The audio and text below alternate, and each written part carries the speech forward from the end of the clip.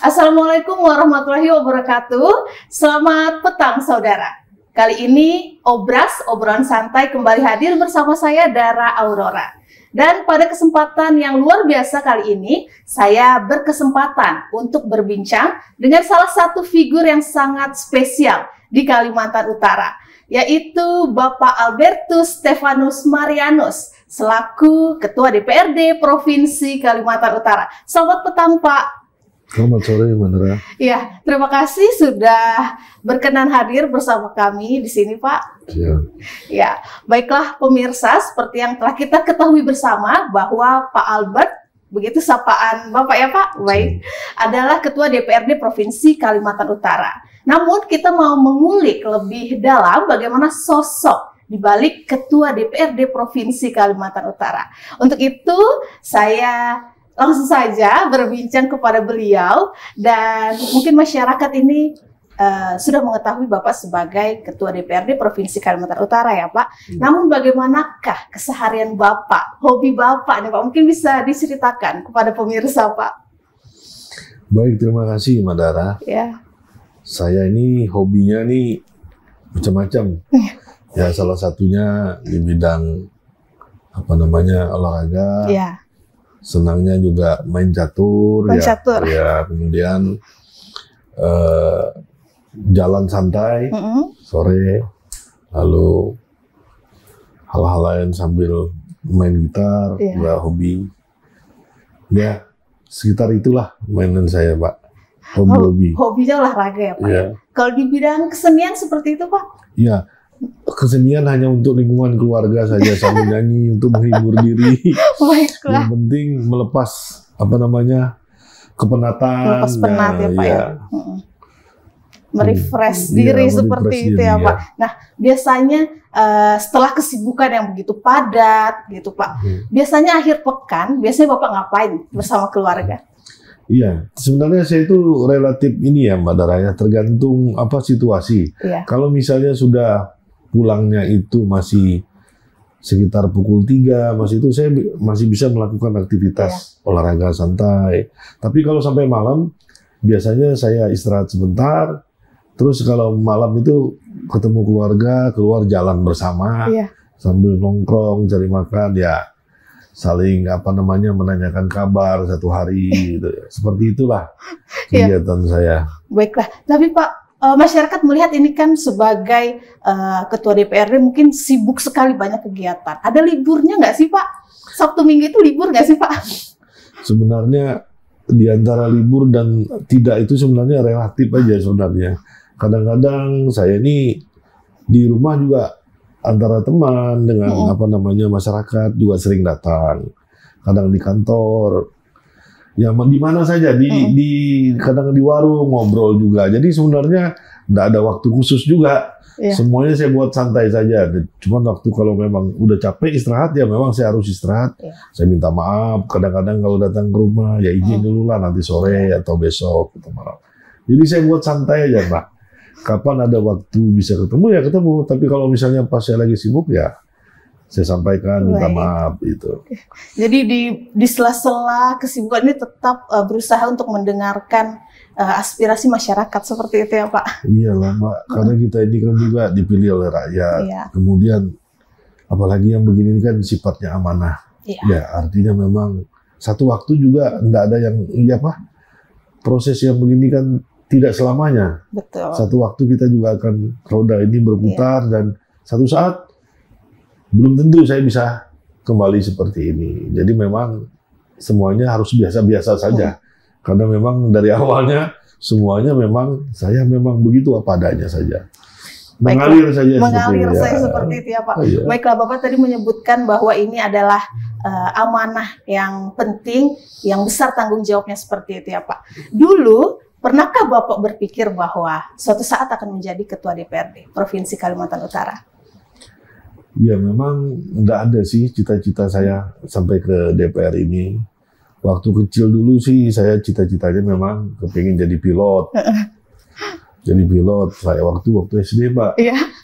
Sampai SMP, sampai dengan SMA, tahu-tahu saya kuliah di teknik sipil. Lalu sempat mau terminal, mau melanjutkan ke angkatan Veteran, ABRI, ya. masuk ABRI. ABRI. Jadi kepingin tuh sempat saya persiapan hampir 6 bulan di Samarinda. Pada waktu itu panglimanya masih Pak Faisal Tanjung kalau tidak salah. Jadi punya kerabat juga kebetulan ayah saya itu juga waktu itu wakil ketua DPR provinsi Kabupaten Bulungan. Kabupaten Bulungan, ya. Nah, jadi masih zaman-zaman itulah saya kemudian berharap bisa masuk ke AKABRI, dengan kerinduan yang begitu besar. Ternyata ya memang akhirnya ya tidak selesai juga di situ. Lalu kemudian saya melanjutkan kuliah. Di kuliah pun saya menikah di luar. Dan kemudian ya sampai akhirnya pulang langsung bekerja sebentar sempat honor dulu di Malinau, Kabupaten Malinau juga. Di PU, Dinas Pekerjaan Umum. Lalu kemudian kembali membuka konsultan sendiri sampai akhirnya ikut di legislatif. Coba-coba akhirnya lolos 1 tahun satu periode di mana di Kabupaten Bulungan. Ya puji Tuhan begitu ikut yang di provinsi karena kemurahan Tuhan juga naik juga, ya syukur sampai dengan saat ini jadi anggota biasa. Namun dalam perjalanannya sejak Maret itu ada PAW, saya menggantikan kawan saya karena memang perintah partai, ya itulah saya jalankan. Jadi mengalir saja. Mengalir saja. Baik, kita akan mundur sedikit. Tadi Bapak sempat menceritakan bahwa kepingin gitu menjadi ABRI. Lalu kemudian apakah itu sempat mendaftar? Lalu bagaimanakah akhirnya menjadi anggota dewan? Apa yang membuat Bapak akhirnya memantapkan untuk menjadi anggota dewan? Ya artinya gini, pada waktu saya mau rencana fokus ke AKABRI itu sebenarnya ada apa namanya kawan ayah saya itu yang kemudian mencoba menawarkan untuk ikut. Lalu kemudian saya sudah fokus latihan fisik itu sampai 3 bulan. Lalu memang akhirnya ibu saya yang nggak setuju. Akhirnya saya harus kembali ke apa namanya kembali ke kampus kan. Saya sempat itu kan istilahnya terminal Mbak dulu kan, mau terminal di semester 3. Saya semester 3 mau menuju ke sana itu terminal. Tapi tidak disetujui akhirnya. Padahal waktu libur saya coba sempat di Samarinda Balikpapan itu ikut latihan fisik lah. Ternyata pada akhirnya memang tidak disetujui dengan orang tua, ya akhirnya kembali lagi melanjutkan kuliah saya. Baiklah, berarti memang dukungan orang tua, support orang tua ini sangat penting ya Pak ya, restu kedua orang tua. Baiklah, kalau kita berbicara mengenai dukungan orang tua dan bagaimana dengan kedekatan Bapak dengan orang tua, mungkin bisa dijelaskan Pak? Iya Mbak Dara, saya memang dekat sekali dengan ayah saya. Kebetulan ayah saya itu juga sebelumnya karirnya di pegawai negeri, lalu pensiun. Nah itu kebetulan ayah saya dari Golkar, dari pegawai negeri masuk. Nah kebetulan ayah saya itu kan dekat sama saya.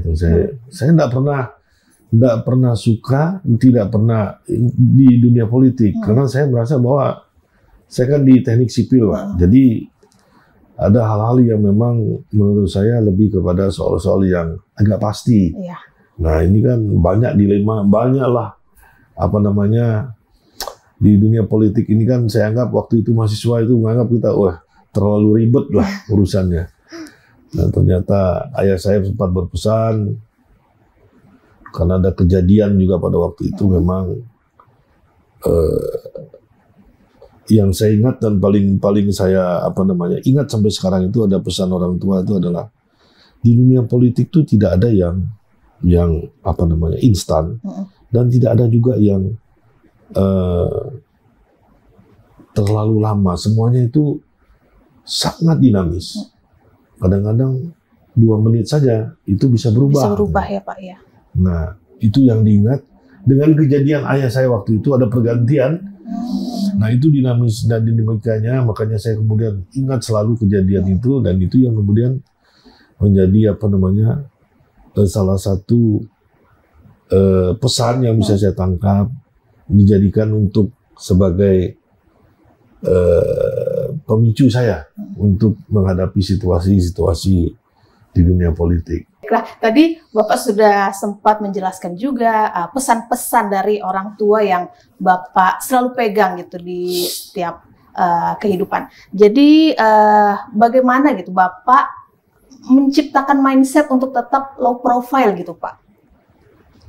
Ya, sebenarnya low profile ini kan tergantung sebenarnya mungkin ada pengaruh juga ya dengan kepribadian kita, bawaan sih, karakter. Saya pikir begitu. Jadi sebenarnya memang bawaan saya itu memang orangnya di luar dilihat pendiam mungkin ya. Tapi sebenarnya saya juga kalau ketemu teman-teman ya sering ngobrol ya biasalah. Sering kalau kita saya anggap di kampung Tanjung Selor, kota Tanjung Selor kan ada dinamika yang memang kami bersama teman-teman tuh ngerti dengan situasi ini. Ya. Jadi sebenarnya cukup bersahaja saja. Bersahaja saja ya Pak ya. Walaupun memegang jabatan penting gitu di Kalimantan Utara. Iya, yang penting itu kan bagi kita tetap baik kepada seluruh masyarakat, lalu kemudian komunikasi yang baik dengan pemerintah sehingga harapan kita ke depannya semua bisa baik-baik saja. Sangat menginspirasi sekali perbincangan ini Pak. Namun kita akan lanjutkan usai jeda sesaat. Pemirsa jangan kemana-mana, tetap di Obras.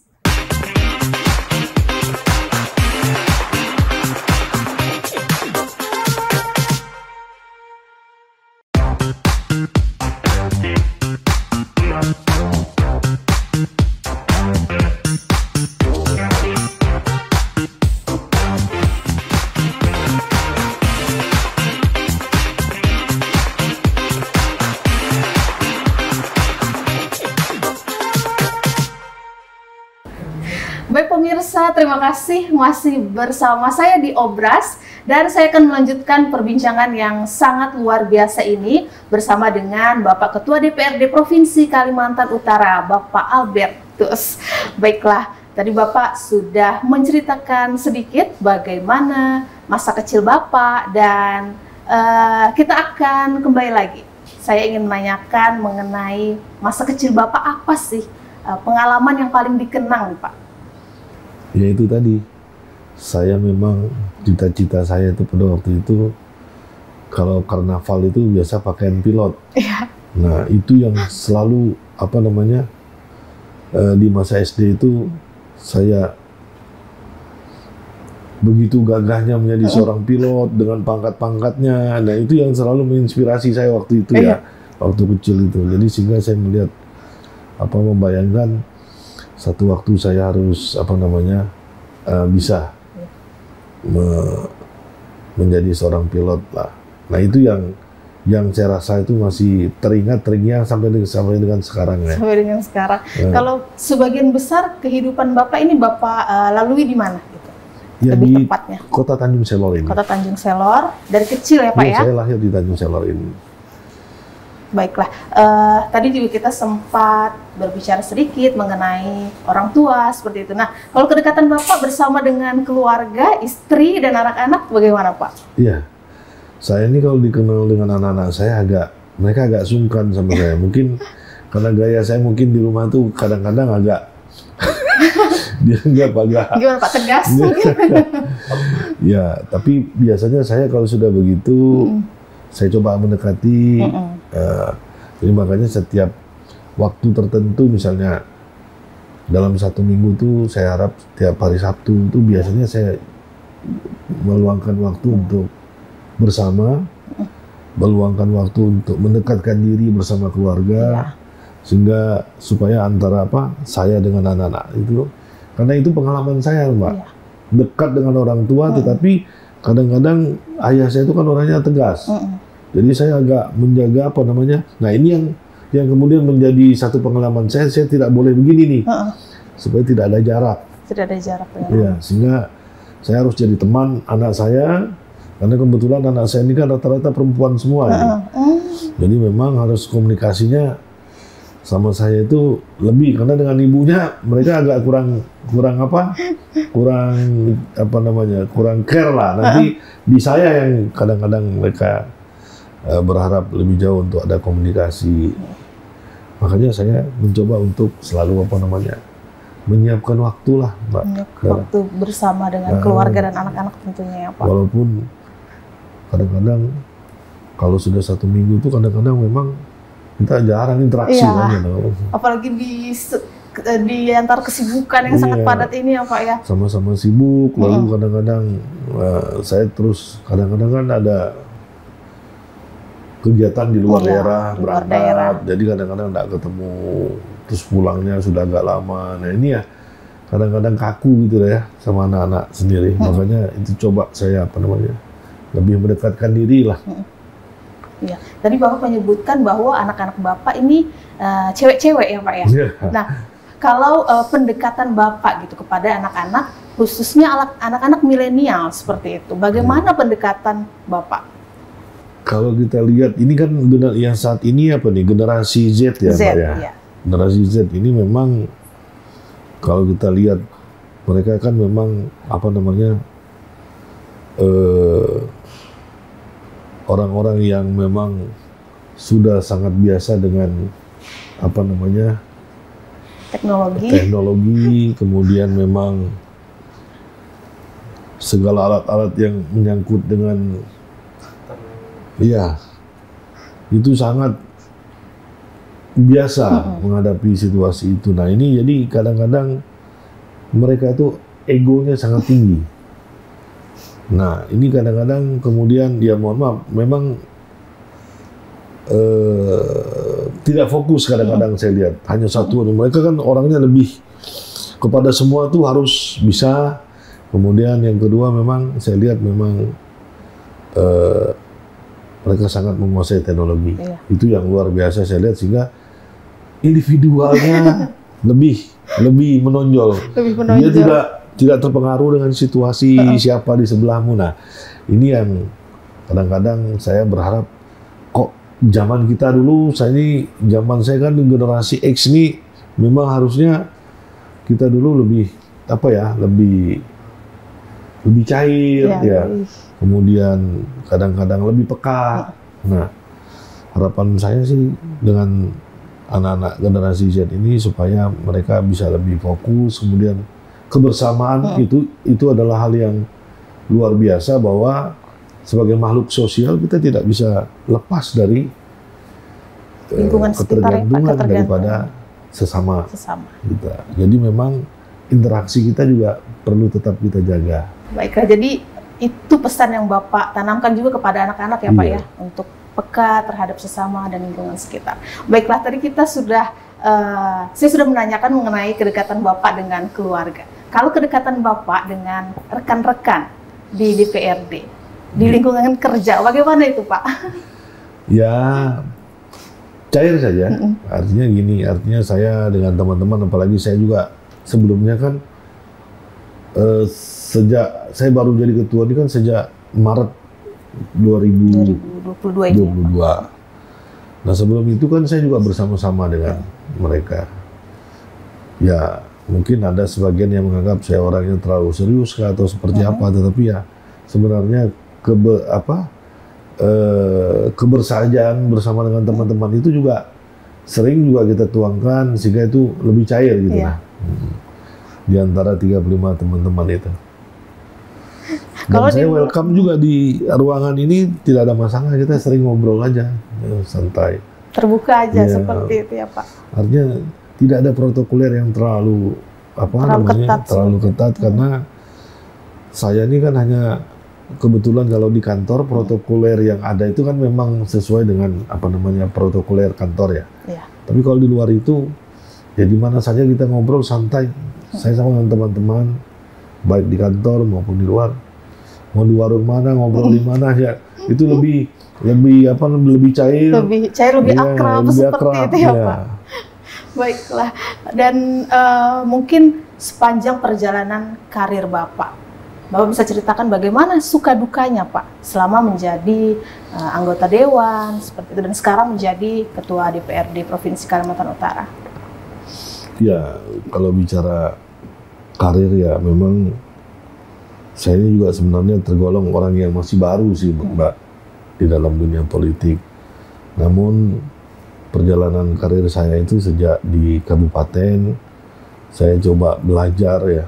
Kemudian apa namanya, saya dulu sering belajar itu menempa apa namanya, hal-hal yang terkait dengan tahapan, terkait dengan mekanisme itu ke Berau, Kabupaten Berau sana.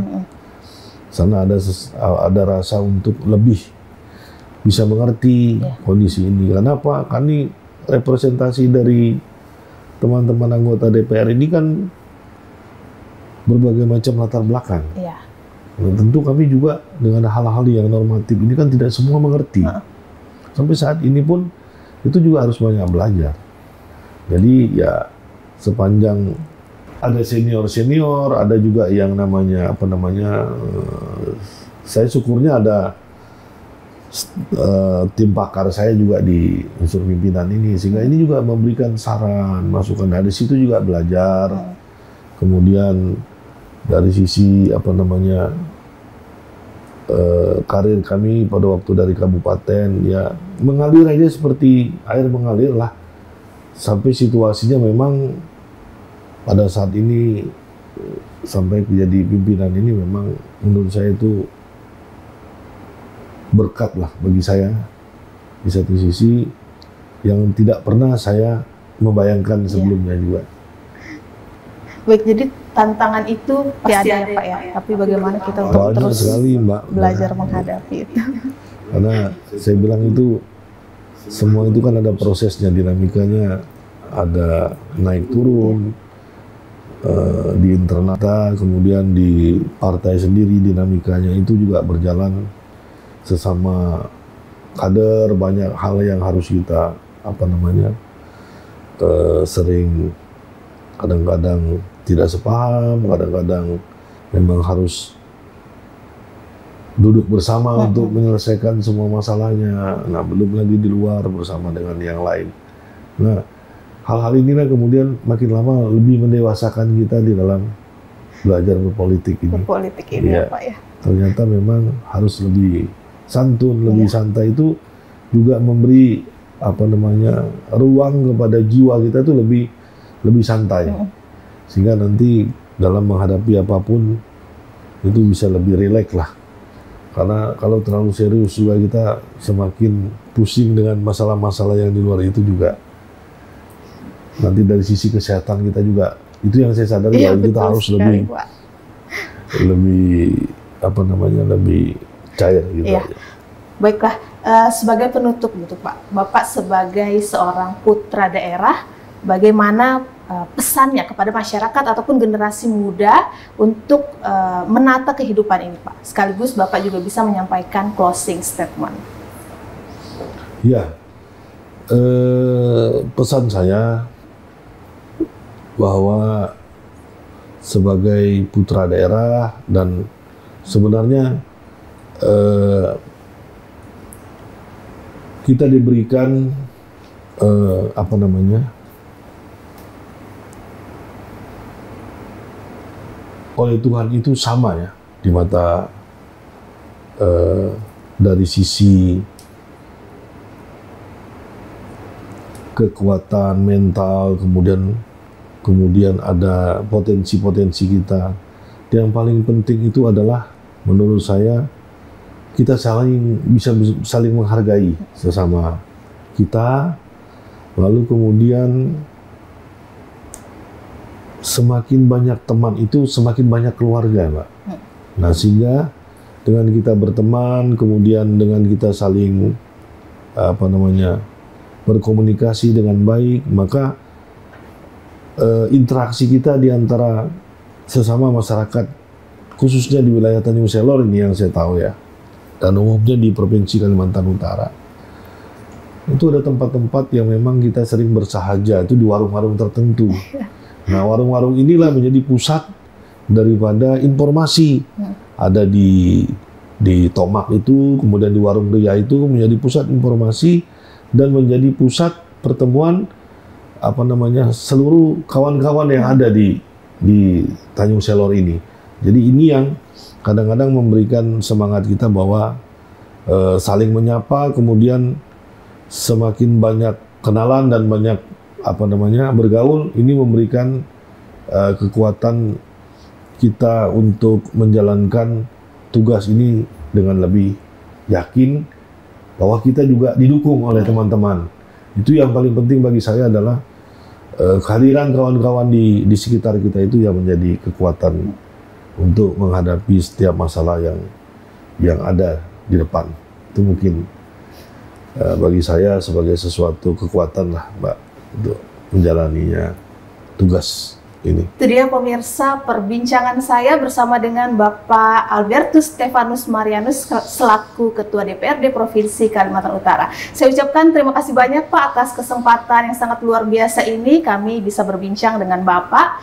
Baiklah pemirsa, semoga perbincangan tadi memberikan inspirasi dan juga manfaat kepada masyarakat. Akhir kata saya Dara Aurora pamit undur diri. Nantikan Obras episode selanjutnya. Sampai jumpa.